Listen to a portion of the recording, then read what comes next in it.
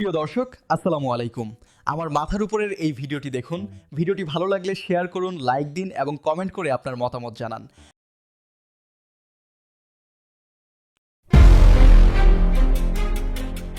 বিশ্ববিখ্যাত ইসলামিক বক্তা ডক্টর জাকির নায়েকের বাংলাদেশ সফর ঘিরে গত কয়েক সপ্তাহ ধরে দেশে বিদেশে তৈরি হয়েছিল ব্যাপক উত্তেজনা।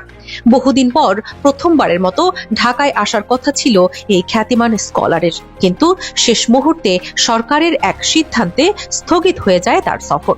তবে আসার খবর হলো সফর বাতিল নয়, বরং সাময়িকভাবে স্থগিত করা হয়েছে। নির্বাচনের পর আবারও ঢাকায় আসার সম্ভাবনা রয়েছে ডক্টর জাকির নায়েকের। এই ঘটনাকে ঘিরে এখন আলোচনার কেন্দ্রবিন্দু বাংলাদেশ ভারত কূটনৈতিক সম্পর্ক এবং ডক্টর নায়েকের ক্রমবর্ধমান জনপ্রিয়তা। চলতি মাসের শেষ সপ্তাহে স্পার্ক ইভেন্ট ম্যানেজমেন্টের আয়োজনে ঢাকায় একটি দাতব্য অনুষ্ঠানে অংশ নেওয়ার কথা ছিল ডক্টর জাকির নায়েকের। তার এই সফরকে ঘিরে ধর্মপ্রাণ মানুষ এবং তরুণ প্রজন্মের মধ্যে তৈরি হয়েছিল ব্যাপক আগ্রহ, কিন্তু মঙ্গলবার সচিবালয়ে অনুষ্ঠিত আইন শৃঙ্খলা সংক্রান্ত কোর কমিটির বৈঠকে হঠাৎ করেই তার সফর স্থগিতের ঘোষণা আসে। স্বরাষ্ট্র মন্ত্রণালয়ের সূত্র জানায়, নির্বাচনের আগে বিশাল জনসমাগমের আশঙ্কায় নিরাপত্তা বাহিনীকে অতিরিক্তভাবে মোতায়েন করতে হতো, যা এই মুহূর্তে সম্ভব নয়। তাই সিদ্ধান্ত নেওয়া হয়েছে নির্বাচনের পর তার সফর নিয়ে পুনর্বিবেচনা করা হবে। বৈঠকে সভাপতিত্ব করেন স্বরাষ্ট্র উপদেষ্টা লেফটেন্যান্ট জেনারেল মোহাম্মদ জাহাঙ্গীর আলম চৌধুরী। যদিও প্রশাসনিক এই ব্যাখ্যার পেছনে আরও গভীর রাজনৈতিক কারণ রয়েছে বলে মনে করছেন বিশ্লেষকরা। তাদের দাবি, ভারতের কূটনৈতিক চাপই ডক্টর নায়েকের সফর স্থগিতের মূল কারণ। ডক্টর জাকির নায়েকের সফরের খবর প্রকাশ হতেই সরব হয়ে ওঠে ভারত সরকার। ভারতের পররাষ্ট্র মন্ত্রণালয়ের মুখপাত্র রণধীর জয়সওয়াল সাংবাদিকদের বলেন, জাকির নায়েক একজন পলাতক আসামি। আমরা আশা করি তিনি যেখানেই যান সংশ্লিষ্ট দেশ তার বিরুদ্ধে যথাযথ ব্যবস্থা নেবে। এই বক্তব্য থেকেই স্পষ্ট হয় ভারতের কড়া অবস্থান। ভারত শুধু প্রতিবাদ করেই থেমে থাকেনি, তারা কূটনৈতিকভাবে বাংলাদেশের উপর চাপ সৃষ্টি করেছে যাতে নায়েকের সফর বাতিল করা হয়। এমনকি ভারত সরকার নাকি আনুষ্ঠানিকভাবে তার প্রত্যাবর্তনের অনুরোধও জানিয়েছে, যদিও বাংলাদেশ এখন পর্যন্ত সে আবেদন মেনে নেয়নি।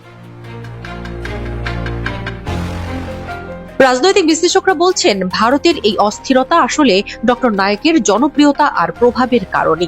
ভারতে তার যুক্তিভিত্তিক ইসলাম প্রচার ক্রমেই হিন্দুত্ববাদী রাজনীতির বিপরীতে এক শক্ত বিকল্প হিসেবে দাঁড়িয়েছিল।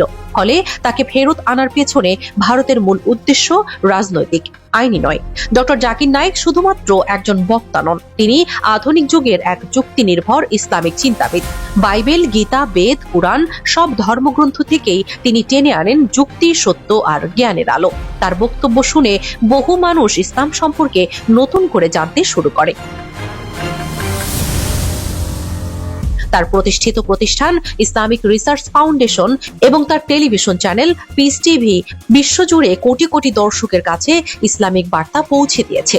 বিশেষ করে শিক্ষিত তরুণ সমাজের কাছে তিনি ছিলেন এক নতুন অনুপ্রেরণা। হাজার হাজার যুবক যুবতী তার বক্তব্য শুনে নিজেদের জীবনযাত্রায় পরিবর্তন এনেছেন। বহু অমুসলিমও তার কথায় অনুপ্রাণিত হয়ে ইসলাম গ্রহণ করেছেন। এই জনপ্রিয়তাই আসলে তার বিরুদ্ধে ভারতের রাজনৈতিক প্রতিক্রিয়ার মূল কারণ।